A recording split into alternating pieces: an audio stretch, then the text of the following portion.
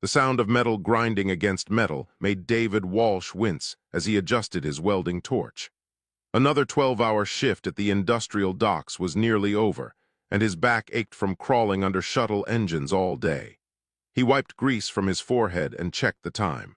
Just 30 minutes left before he could head home to his tiny apartment on Crosspoint Gateway Station. That was when he heard it, a low, rumbling groan that sounded almost like words but deeper than any voice should be. David set down his tools and walked toward the noise. The old Hangar district had been mostly abandoned for years, with only a few storage units still in use. Nobody came here after dark. "Hello," David called out, his voice echoing off the metal walls. The groaning came again, followed by what sounded like rocks shifting. David pulled out his flashlight and moved toward the collapsed section of corridor near Hangar Bay 17. His light swept across the debris pile and he froze. Scales. Massive bronze scales caught the light, barely visible under tons of fallen support beams and ceiling panels. A Sarkith, one of the dragon-like aliens, was trapped under there. David's hands shook as he activated his comm unit. "This is Walsh in the old Hangar district.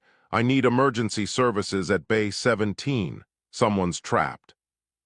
The response crackled back immediately. "Identify the species." "Sarkith," David said. Silence stretched for several seconds. "Services are not available for that sector. Suggest you clear the area. Sarkiths are dangerous when injured." "What? No, send someone. This being needs help." "Request denied. That district is scheduled for demolition anyway. Move along, Walsh." David stared at his comm unit in disbelief. They were just going to leave someone to die? He looked back at the debris pile. A golden eye opened in the darkness, watching him.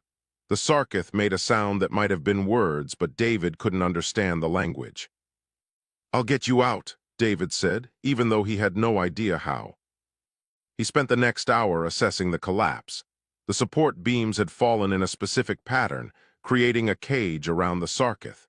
Moving the wrong piece could bring the whole thing down and crush them both. David marked each beam with chalk, calculating angles and weight distribution the way his engineering instructors had taught him years ago. By midnight he had a plan. By dawn, he had barely moved 3 beams. Other workers started arriving for the morning shift. They saw David working in the rubble and came over to investigate. A Quillan named Resic clicked his mandibles in what might have been laughter. "You're wasting your time, human. Sarkiths don't even thank people who help them. They consider it their due." "He's still a person," David said, not stopping his work. "It's a dangerous predator species," another voice added. A human woman David recognized from the cafeteria shook her head. "You could get hurt, and for what? So it can ignore you afterward." David ignored them and kept working. The Sarkith watched him with those golden eyes, occasionally making sounds that might have been speech. 3 days passed. David called in sick to his regular job. He brought food and water, leaving some near the Sarkith's head where the being could reach it. Slowly, carefully, he removed beam after beam. His supervisor called on the 2nd day, threatening to fire him. His girlfriend called on the 3rd day, telling him he was obsessed and that she couldn't deal with his hero complex anymore. David barely heard them. The math was complex, and one wrong move could kill them both. On the 4th day, as Crosspoint Gateway's artificial sun began its morning cycle, David removed the final beam. The Sarkith pulled itself free, wings folded tight against its body to fit through the gap. The being was huge, easily 4 times David's height, with scales that shimmered like polished bronze. David stepped back, suddenly aware of how small he was. The Sarkith stretched carefully, testing each limb. Then it lowered its massive head to David's level and spoke in heavily accented but understandable common. "You are human David Walsh. I am Raven of the Ember clan. You have shown me honor when others would not." "I just didn't want you to die," David said honestly. "Others did want exactly that, or they did not care." Raven's eyes studied him. "I must repay this debt. What do you desire? Credits, technology, information?" David thought about his tiny apartment, his exhausting job, his girlfriend who had just left him. I don't need anything, really. That is not acceptable. A debt must be paid. Raven looked around at the abandoned hangars. My clan owned Bay 17 and the two adjacent bays. We abandoned them 40 cycles ago when we moved to better territory. The station considers them worthless, but they are structurally sound. I give them to you. David blinked. You're giving me 3 hangars. Yes, the property transfer will be legal. It is all I have to offer that matches the value of my life. Raven spread his wings, preparing to leave. Others will mock you for accepting ruins. Let them. A human who values honor over convenience is rare in this galaxy. The Sarkith took flight, disappearing into the station's upper levels. David stood alone in the debris, holding the property chip Raven had pressed into his hand. 3 massive hangar bays, all his. Within hours, word had spread. David's former supervisor laughed so hard he had to sit down. You saved a Sarkith and got paid in garbage. That's perfect. That's absolutely perfect. Other mechanics called him Dragon's Fool. His ex-girlfriend sent a message saying she was glad she left before he wasted all his money on that dump. Even other humans thought he had been tricked. But when David walked into Hangar Bay 17 that evening, he didn't see garbage. He saw high ceilings perfect for large equipment. He saw power conduits that still worked. He saw space, possibility, potential. He saw something he could build. The smell of rust and old machinery filled David's nose as he swept dust from the hangar floor. 2 weeks had passed since Raven gave him the property, and he had spent every free moment exploring the 3 connected bays. The central bay was the largest, easily able to fit 4 cargo shuttles. The side bays were smaller but still bigger than most private workshops on the station. His comm unit buzzed constantly with messages he didn't want to read. Former friends asking if he had lost his mind. The Station Commerce Council sending notices about property standards and threatening fines. A lawyer offering to help him sell the worthless property for a small fee. David deleted them all and kept sweeping. The power systems were his first real discovery. Most of the station used standard fusion cells, but the Sarkiths had installed something different. Crystal matrices that drew energy from the station's core systems and amplified it somehow. David didn't fully understand the technology, but when he finally got them working, all 3 bays lit up at once. The lights were dim and flickering, but they worked. It was past midnight when he got them running. He stood in the middle of the central bay, watching the lights struggled to stay on and felt something that might have been hope. Then he heard a small sound behind him. A clicking noise like claws on metal. David turned slowly. Aquilin stood near the entrance, thin and hunched. Her exoskeleton looked dull, like she hadn't eaten well in weeks. She held a small bag of belongings and watched him with compound eyes that showed no emotion he could read. I'm sorry, she said in barely accented common. I've been sleeping in the back corner of Bay 3. I'll leave now that you own this place. Wait, David said. How long have you been here? 6 weeks since I lost my apprenticeship, she gestured at herself. Quillen workers are considered too slow for most shops. I couldn't find other work. David looked at her thin frame, at the bag that probably held everything she owned. He thought about his tiny apartment that he could barely afford. What's your name? Tess. Tess, I'm David. I'm going to turn this place into a workshop. I could use help getting it ready. Are you any good with technical work? Tess's antennae twitched. You want to hire me? I can't pay much yet, but I can give you a place to stay, food, and a percentage of whatever we earn once we start taking jobs. Why would you do that? Tess asked. You don't know me. You've been living here for 6 weeks and haven't stolen anything or damaged the property. That tells me enough. David gestured at the massive empty space around them. Besides, I can't do this alone. What do you think? Want to help build something? Tess set down her bag. Where do we start? They worked together every night. David kept his day job at the docks, but every credit he earned went into supplies for the hangars. Tess knew where to find cheap materials in the station's recycling centers. She could fit into small spaces to repair wiring and had a precision with delicate work that David envied. After 2 weeks, they had Bay 3 cleared and set up as living quarters. David built Tess a private room with temperature controls suited to Quillen biology. She cried when she saw it, the first real emotion he had seen from her. "Nobody has ever built something just for me," she said. More people noticed what they were doing, and none of them were impressed. David's former supervisor came by with 2 other mechanics, all of them laughing. "Dragon's Fool is playing house in a junkyard. How much have you wasted?" "So far, Walsh, 5,000 credits, 10. 13,000, David said honestly, plus my savings. They laughed harder. "You could have bought a share in a real workshop with that money. Instead, you've got this." The supervisor gestured at the half-cleaned bay. "Good luck getting customers. Nobody wants work done in a charity case's garage." After they left, Tess touched David's arm gently with one claw. "They might be right. This could fail." "It might," David agreed. "But at least we're trying something. That's more than they're doing." 2 days later, Tess brought 2 more people to the hangar.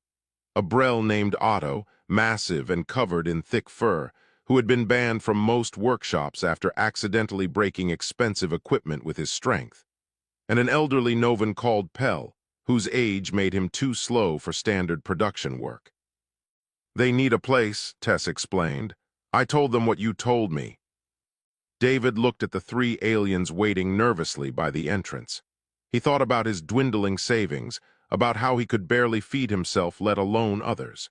Then he thought about Tess's face when she saw her private room. "Bay 3 has room for more quarters," he said.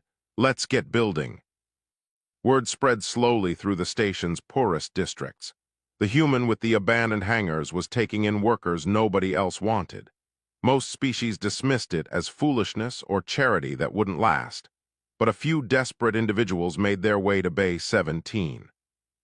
By the end of the month, 7 beings lived and worked in what people had started calling Fool's Hangar.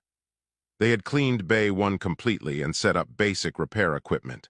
The work was slow and the tools were old, but they were building something. Then a damaged diplomatic shuttle limped into Crosspoint Gateway. The Earth ambassador needed emergency repairs, and every certified workshop had a waiting list of 3 weeks or more. Somebody mentioned the humans and aliens working in the old hangar district. The ambassador's aide was skeptical, but desperation won. They brought the shuttle to Bay 1. David and his team worked for 48 straight hours, combining techniques from 4 different species to solve problems the official shop said were impossible to fix quickly. When the shuttle lifted off perfectly, the ambassador paid triple the standard rate. He also spread word through his diplomatic contacts that someone at Crosspoint Gateway was doing interesting work. The next week, 3 more jobs came in, then 5, then 10. David stood in the hangar with Tess, Otto, and Pell, watching their team of 7 grow to 12 beings from 8 different species. "Maybe we're not fools after all," Tess said quietly. David smiled. "Maybe we're just a different kind of smart." Rain simulation pattered against the hangar's roof panels, part of the station's weather cycle meant to make living in space feel less artificial. David barely noticed it anymore. He was too focused on the power distribution panel in front of him, trying to balance the load across all 3 bays now that they were running at full capacity. 6 months had passed since Raven gave him the hangars. The mockery had quieted somewhat, replaced by confused suspicion. How was a charity project competing with established workshops? It didn't make sense to most of the galaxy. But it made perfect sense to David. He treated people like people. Revolutionary concept, apparently. "David, we have a problem." Otto's deep voice rumbled across the bay. The massive Brel stood near the entrance, his fur bristling with agitation. Behind him stood 3 beings in station authority uniforms. David set down his tools and walked over. "Can I help you?" The lead inspector, a Voth with pale blue skin, tapped something on her data pad. "We've received complaints about this facility. We're here to conduct a safety inspection." "Of course," David gestured at the bay. "Inspect whatever you need."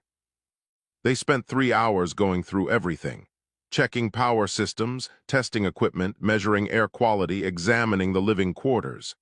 David followed them patiently, answering every question. His team watched nervously from their workstations.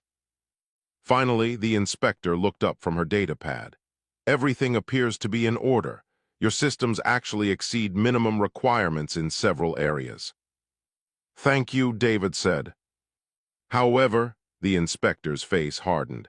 We've also received complaints about unlicensed workers. You have 12 beings registered at this address. How many have proper certification? David felt his stomach sink. 3 of us have formal certifications, the others are in training. Training requires licensed instructors and registered programs. Do you have those? No, I'm teaching them myself. The inspector made a note.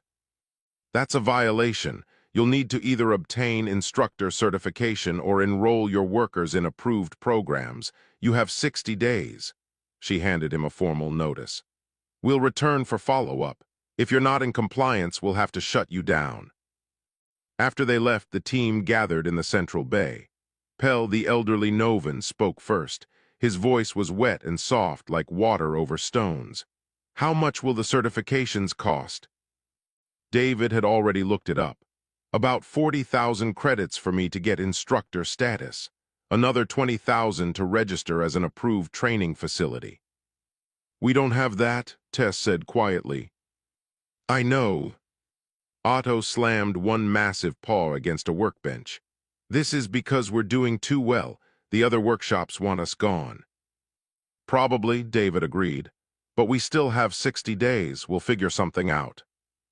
They worked even harder after that. Every job they completed, every credit they earned went into a fund for the certifications. David took on extra shifts at his old day job, though his former supervisor made sure every minute was miserable. The team started working 16-hour days. Halfway through the 60 days, Tess brought news. I know someone who might help. Do you remember that Earth ambassador we fixed the shuttle for? The first big job, of course. He's back on the station. I sent him a message explaining our situation. He wants to meet. The ambassador, whose name was Torvin, came to the hangar the next day. He was tall and thin, with skin that shifted colors based on his mood. Right now, it showed contemplative purple with streaks of interested green. I've been following your progress, Torvin said as David showed him around. Your methods are unusual. You combine techniques from multiple species in ways that shouldn't work but somehow do. Human problem solving, David explained. We're not as specialized as most species, so we're better at mixing approaches. Indeed, Torvin watched Tess and Otto working together on a shuttle engine, communicating in a blend of 3 languages. You've also created something rare, a truly multi-species cooperative. Most workshops segregate by species for efficiency. Efficiency isn't everything, David said. These people are my family. Torvin's skin flashed gold with approval. That attitude is exactly why I'm going to help you. The Diplomatic Corps has a training initiative. Fund for projects that promote interspecies cooperation. I believe your workshop qualifies. I can authorize 40,000 credits. David felt his knees weaken. Seriously. Seriously, on one condition. Torvin's skin shifted to serious blue. You must accept at least 2 diplomatic apprentices per year, young beings from different worlds who need to learn how to work across species lines. Done, David said immediately. Thank you so much. Thank you, David Walsh. You're proving something important. Torvin looked around the hangar with what might have been satisfaction. You're proving that different doesn't have to mean divided. With Torvin's funding, David got his instructor certification. The team registered as an official training facility. When the inspectors returned on day 58, everything was in perfect order. The lead inspector looked almost disappointed. By month 8, 23 beings lived and worked at what was now called Walsh's Junction. The mockery had mostly stopped, replaced by grudging respect from some and bitter jealousy from others. The established workshops had lost significant business to David's growing operation. Then the first real threat arrived. A representative from the Station Workshop Guild, an organization David didn't even know existed. The representative, a severe-looking Krell named Gorvan, delivered a message that was barely polite. Your little project is undercutting established businesses. You charge too little, you accept too many untrained workers, and you're making a mockery of our professional standards. We charge fair prices and do quality work, David said calmly. For now, but you're setting a precedent that threatens the entire industry. Gorvan leaned forward. Here's what's going to happen. You'll either join the guild and follow our pricing structures, or we'll find legal ways to shut you down. You have 30 days to decide. After Gorvan left, David sat alone in the quiet hangar. Building something beautiful had attracted attention. Now he had to figure out how to protect it. David stared at the guild membership contract for the third time that week. The terms were clear and designed to destroy everything he had built. Join the guild, triple his prices, and limit his workforce to certified members only, which meant Tess, Otto, Pell, and 15 others would have to leave. You're not seriously considering this. Tess stood in the doorway of his small office in Bay 2. The Quillen had become his closest friend over the past months, and she could read his moods better than anyone. I'm considering how to keep everyone safe, David said. The guild has connections with station authorities. They can make life very difficult for us. So we let them win. I didn't say that. David rubbed his eyes. He had barely slept in days. I'm saying I need to be smart about this. A loud crash from the main bay interrupted them. David rushed out to find Otto trying to calm down a young human who had just thrown a wrench across the room. The boy couldn't be more than 19, with anger written across his face. I can't do this, the boy shouted. I've been here 3 weeks and I still can't get the calibrations right. I'm useless. David recognized the feeling. He had been there once, convinced he wasn't good enough. Hey, Peter, look at me. The boy turned, eyes red. What? 3 weeks ago, you didn't even know what a plasma coil was. Now you're calibrating them. Maybe not perfectly yet, but you're learning. That's not useless.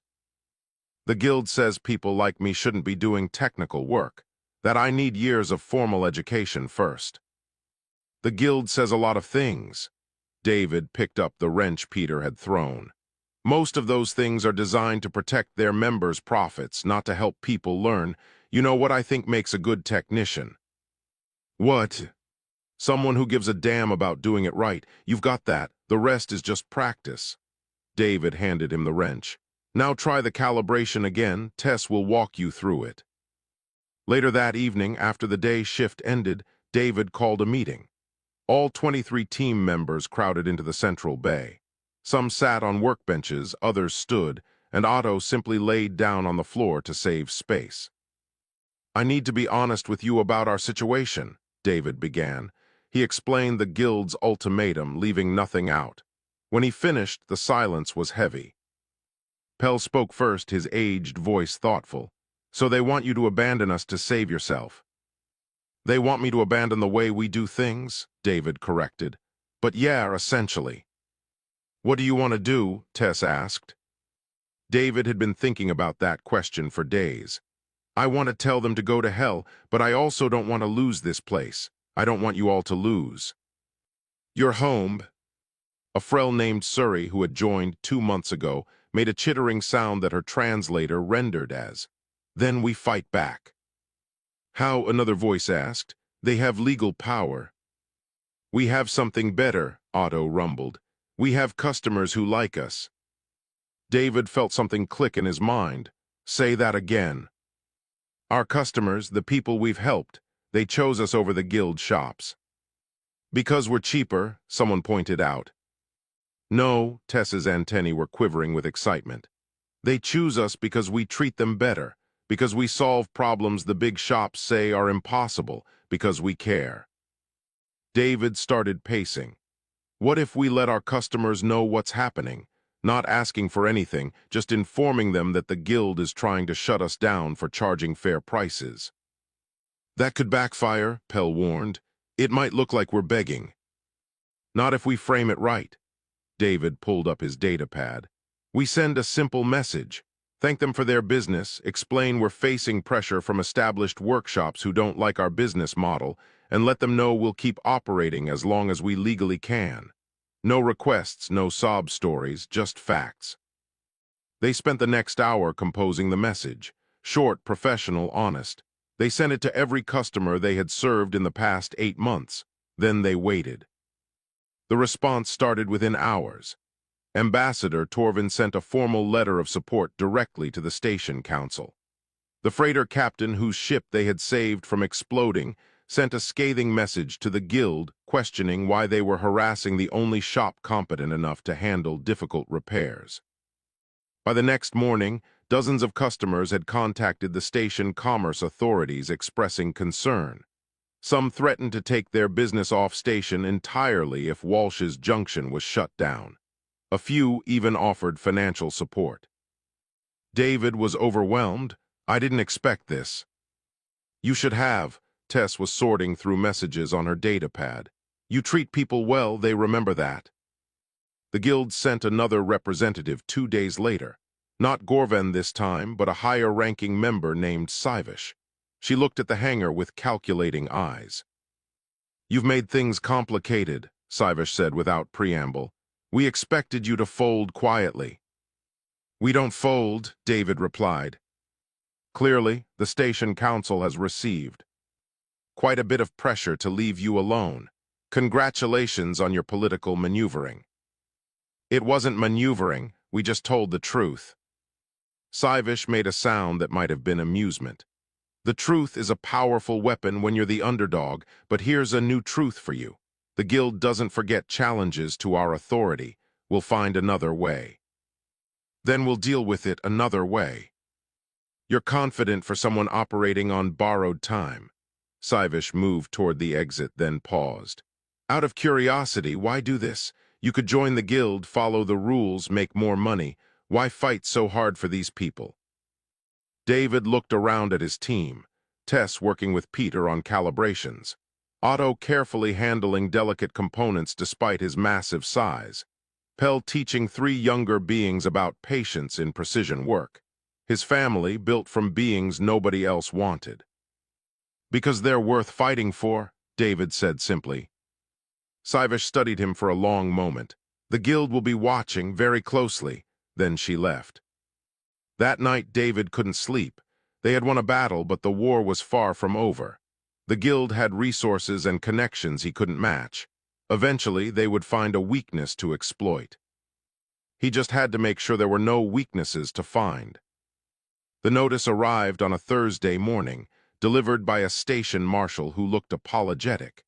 David read it 3 times before the words fully registered. Emergency compliance hearing.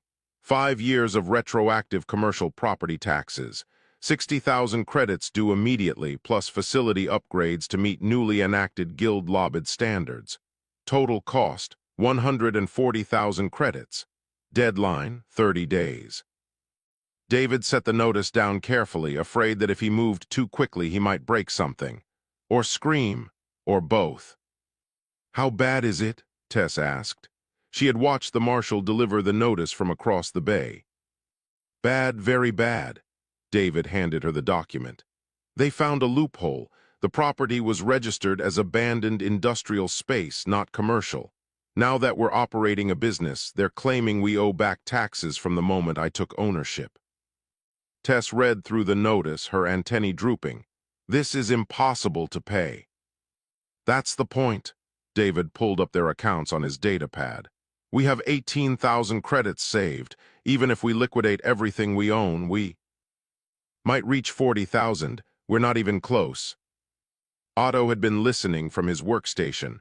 What if we take out a loan? No financial institution will loan that much to a business like ours. We're too risky, too unconventional.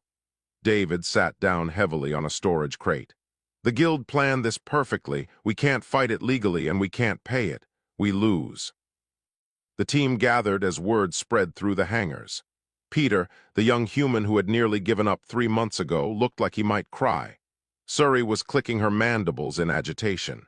Even Pell, usually calm, seemed shaken. "So what do we do?" someone asked.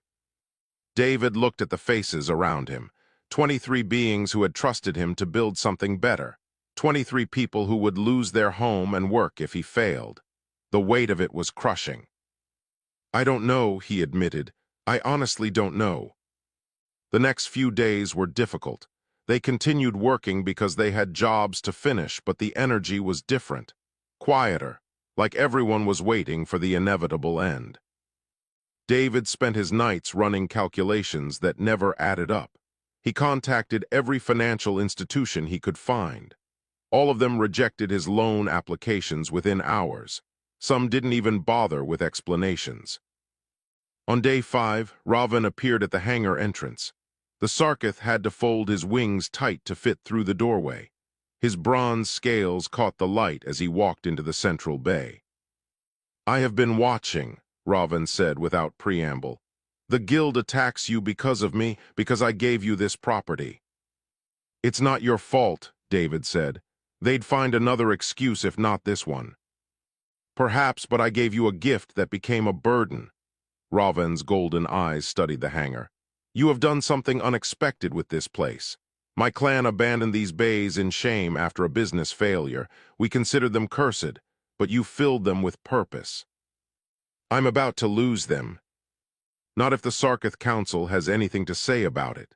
Ravan pulled out a data chip. "I have spent the past week arguing with the elders of my clan. It was not easy. Sarkiths do not often involve themselves in other species' affairs." "I don't understand." "You showed me honor when no one else would. You have shown my clan's property more respect than we ever did. The council has agreed to cover your taxes and facility upgrades." Ravan held out the chip. 140,000 credits. The debt is paid. David stared at the chip like it might explode. "Why would they do this?" "Because you remind us of something we forgot. That honor is not about pride or territory. It is about valuing others." Ravan pressed the chip into David's hand. "There are conditions, of course. The Sarkith Council wishes to establish a formal partnership. This facility becomes the official center for Sarkith human cooperation studies. You will accept Sarkith apprentices and teach them your methods." "Teach them what? How to run a workshop?" "Teach them how to see value in what others discard. Teach them your human way of building communities across species." Ravan's wings rustled. "We are a proud species, David Walsh, too proud sometimes. We need to learn what you know instinctively." David looked at his team, who had gathered to listen. "If I accept this, Walsh's Junction becomes something bigger, more official. There will be politics and responsibilities beyond just fixing ships." "But we'll survive," Tess said. "We'll keep our home." "And we'll teach others what we've learned here," Otto added. "That's not a bad thing." David turned back to Ravan. "What if I'm not good enough to teach Sarkiths? What if I fail?" "You have already proven yourself by building this." Ravan gestured at the hangar and the people in it. "You took ruins and made them beautiful. That is the only qualification we need." The hearing happened 2 days later. David presented the payment in full, along with plans for the required upgrades funded by the Sarkith Council. The guild representatives looked furious but couldn't argue with legal compliance. The station authorities approved the settlement. Gorvan cornered David after the hearing. "You got lucky. The guild won't forget this." "I didn't get lucky. I earned friends by treating people well." David met his gaze steadily. "That's something the guild will never understand." That evening the team celebrated in the Central Bay. They had pizza imported from Earth, which cost a fortune, but David had insisted. Beings from 8 different species ate together, laughing and sharing stories. Peter demonstrated his new calibration skills to anyone who would watch. Suri taught Pell a traditional Frel song. Otto accidentally broke a chair by sitting on it, and everyone laughed. David stood apart for a moment, watching. Tess joined him, carrying 2 drinks. "You did it," she said. "You saved us." "Ravan saved us." "No, you built something worth saving." Tess handed him a drink. "There's a difference." David raised his cup. To building things worth fighting for. To family, Tess corrected, the one we choose. They drank to that. 60 days after the hearing, Walsh's Junction reopened with a small ceremony that somehow turned into a major station event. Ambassador Torvin attended, along with 3 Sarkith Council members including Raven. The freighter captain whose ship they had saved brought his entire crew. Even a few guild members showed up, though they stood in the back looking uncomfortable. David had expected maybe 20 people. Over 200 arrived. The hangar itself had been transformed. The Sarkith Council's funding had allowed proper upgrades while maintaining the character of the space. Bay 1 now held state-of-the-art repair equipment arranged in workstations designed for different species' needs. Bay 2 was the fabrication center, with tools that could handle anything from delicate electronics to massive structural components. Bay 3 remained the living quarters and training center, expanded to house 42 permanent residents. The most striking change was the architecture. David had worked with a Sarkith designer to blend human practicality with Sarkith aesthetic principles. The result was something neither purely human nor purely Sarkith, but something new. Curved support beams that looked almost organic, lighting that changed color based on the time of day. Common areas that somehow felt both spacious and intimate. "It's beautiful," Tess whispered during the ceremony. She stood beside David in the new formal attire they had commissioned. Simple jumpsuits in Junction blue, with each member's name and species marked in their own language. "It's ours," David replied. The 5 Sarkith apprentices had arrived 3 days earlier, young by their species' standards, which still made them older than David. They watched everything with intense curiosity, taking notes constantly. The youngest, a female named Shira, had already bonded with Peter. David often found them working together, the massive bronze dragon being and the small human solving problems through a mix of languages and gestures. After the ceremony, as the crowd dispersed and the team began their first official shift, Raven approached David. "Walk with me." They went to the observation deck David had added to Bay 1. It overlooked the entire facility and had a window showing the stars beyond the station. "My clan was wrong to abandon this place," Raven said. "We saw only failure where we should have seen potential. That is a Sarkith weakness. We are so focused on pride that we cannot see value in starting over." "Everyone makes mistakes," David said. "Yes, but not everyone learns from them."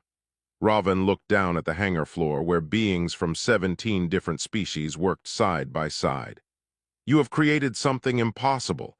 The guild said multi-species cooperation could not work at this scale. They said different cultures would clash. They said you would fail.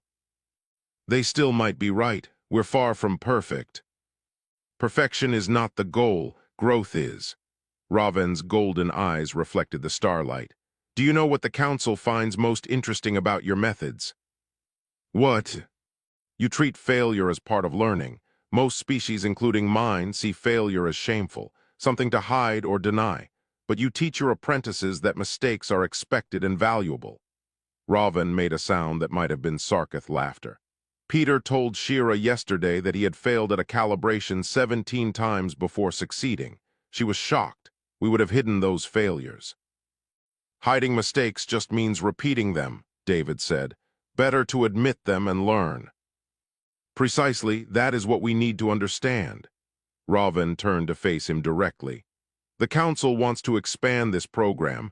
Other stations have contacted us, asking about similar partnerships. They want you to help establish them." David felt panic rise in his chest. "I can barely manage this one place. I can't run multiple facilities."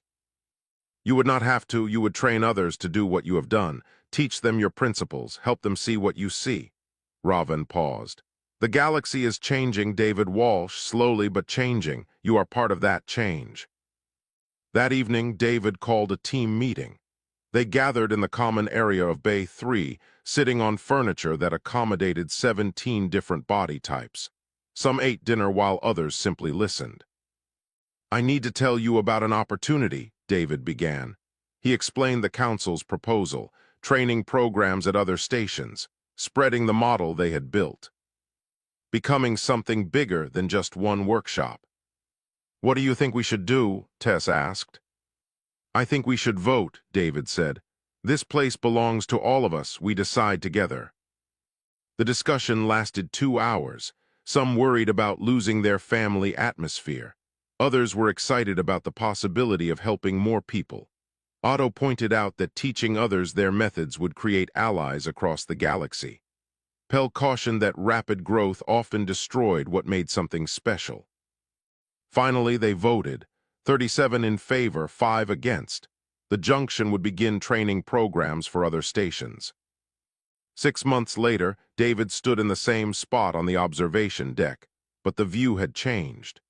3 other stations now had junction-style workshops.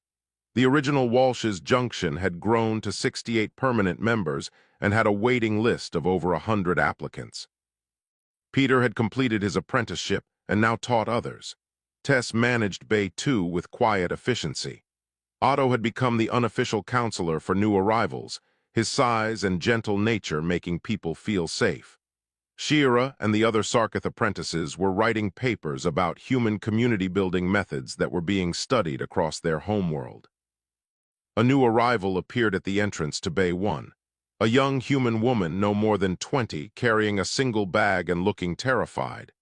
David remembered that feeling, the fear of not being good enough, the desperation for a second chance. He walked down to greet her. "Welcome to Walsh's Junction, I'm David." "I'm Hannah," she said nervously. "I heard you help people learn, people who don't fit anywhere else." "We do, but you have to be willing to work hard and treat others with respect. Can you do that?" "Yes, I promise." "Then come on, let me show you around your new home." As David walked her through the facility, explaining the different bays and introducing team members, he thought about the day Raven had given him 3 abandoned hangars. Everyone had called him a fool for accepting ruins. But ruins were just materials waiting for purpose, and people were never ruins, no matter what others claimed. They were always potential waiting for someone to believe in them. The hangar had never been the point, it was just a space. What made it beautiful was the family they had built inside it, the trust they shared, the way they saw value in each. Other when the rest of the galaxy saw only rejects and misfits. Walsh's Junction was proof that the galaxy was wrong about a lot of things. Wrong about what made good workers. Wrong about what made strong communities. Wrong about the value of compassion and second chances. David had taken something everyone else called worthless and filled it with people everyone else had discarded. Together, they had built something that mattered, something beautiful. And they were just getting started.